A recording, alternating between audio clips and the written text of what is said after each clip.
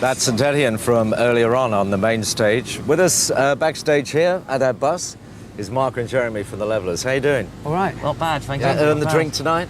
Oh, no. Yeah. Do you find it a problem going on so late? I found it a problem staying sober all day, yeah. It's difficult. But we've got 2 more days to go in which to do what we want, so that's all right. Do you enjoy it out there tonight? Great, great. Top. Best. Brilliant.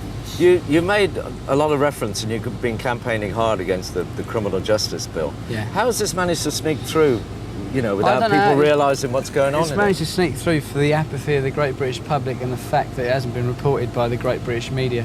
That's how it's managed to get through, and people don't really realise how dangerous a piece of legislation it is. No, the fact that it affects people like me and Jeremy and everybody else in Glastonbury is irrelevant. That's a lot of people in itself, but in fact, it's in the beginning of erosion of a lot of civil liberties. But Glastonbury could still take place, though, couldn't it?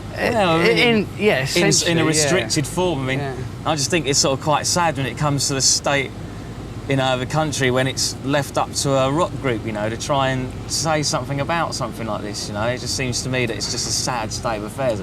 Glastonbury would happen because it's got money and backing like Channel 4 and stuff like that. But a lot of other festivals wouldn't happen. A lot of them won't happen this year. I mean, what about life for you? I mean, you live pretty much on the road. Well, if you take, for example, like we wouldn't be doing now what we are doing if that legislation, the Criminal Justice Bill, had been in effect 10 years ago. Me and Jeremy would either be inside or chartered accountants.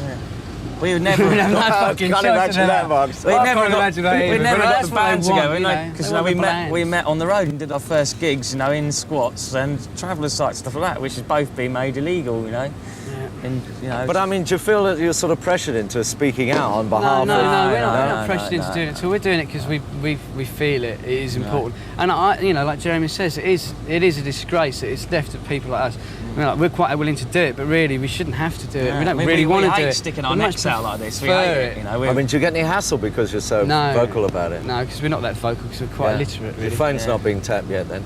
I'm sure it is. We're very proud of a few things we've done, like a big poster opposite the new MI6 building saying your freedom is at risk. A big like billboard poster opposite the MI6. So yeah, they probably have tapped our phones and all that. Do you think the police really want these new powers? No, they don't want it any more than anybody wants it.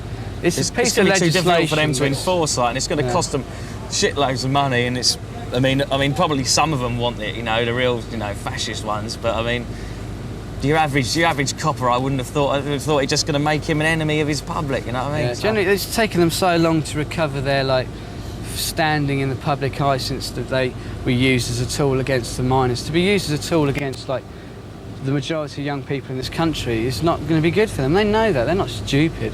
Well, some of them are, but most of them aren't. You know. Isn't it a bit too late though? It's going to go through. Legislation, yeah, it probably is through. Yeah. But like this country is so apathetic. It's easier to fight a law once it is a law, and that's when you start getting hardcore against it. You can say, look, it has happened now, you stupid sods.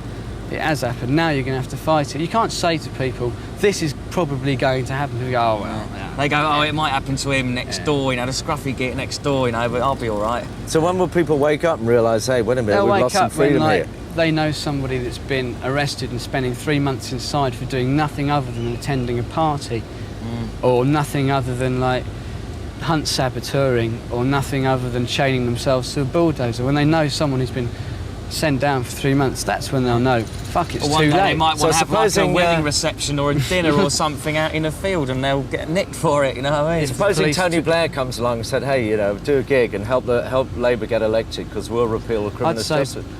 Bollocks, Tony, you should have done it ages ago. You should have stood up and said in the House of Commons, this is a disgrace. They can't be seen to do it because it is a law and order bill. The fact that there's nothing to do with law and order contained within the bill is irrelevant. They can't stand up and say, no, they haven't stood up. Therefore, they are soft as shite. And I'm not interested. At the end of the day, all politicians are as bad as each other. At the end of the day, I mean, I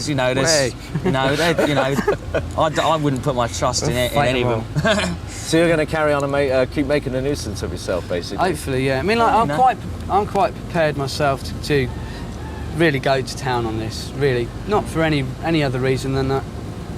If I don't play a part in getting rid of this legislation, then I don't feel I could honestly live in this country as a place that I believe that it is. Well, anyway, the music was brilliant tonight. Lovely. No, we'd much and we're going to see some more on Sunday. Rather just play the music. Yeah. You know what I mean? But this is just such a shit thing that we've been forced into this position because nobody else has done it, and now we've said something. We've become criminal justice. You know, balls. now the ball is rolling. Hopefully, we can take a bit more of a back seat and let the politicians and the people who should be doing it do it. You know.